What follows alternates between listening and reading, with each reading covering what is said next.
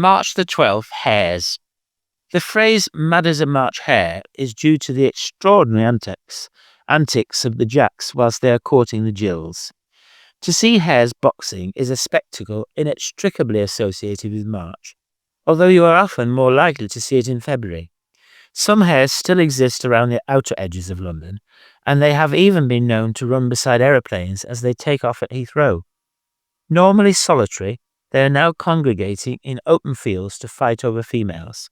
They leap in the air, chase each other, and most famous of all, stand on their hind legs and appear to box each other. They also turn in circles and thump the ground, adding to this so-called mad behavior. Leaps have been recorded over 2 meters, and they keep landing in different directions. Fur flies on these occasions as they bite their rivals, as well as giving them strong kicks. A kick from a hare has been known to jettison a stoat a few meters. The gills are not averse to boxing themselves, especially if the males are too persistent, and will also bite them. Being essentially nocturnal, they are known to have parliaments where several hares congregate together. On full moons, these must present an eerie and unforgettable sight. Not surprisingly, there is a rich folklore surrounding these creatures, some people even seeing the image of an upside-down hare in the moon. Ancient Britons regarded their behavior as some kind of animal worship to their goddess of the spring. Consequently, they refrained from eating them.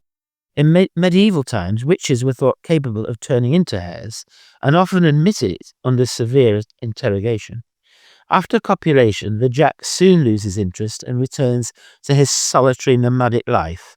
Their preferred open rough grassland habitat is fast disappearing anywhere near London. However, the boundary areas with Hertfordshire and Kent are still places to look for them, although Elmley Marshes on the Isle of Sheppey in Kent is a safer bet. Rabbits are quite rightly renowned as prolific breeders. Quite possibly the doe had her first litter last month, and she may well go on to have up to 5 more before the end of the year. A mere 12 hours after giving birth, she can find herself pregnant again. Her kits were born blind, deaf, and as little as 30 to 50 grams in weight. As helpless as they are, she visits them perhaps only once a day, allowing them to suckle for as little as 5 minutes. After this, she plugs up the nest and leaves them.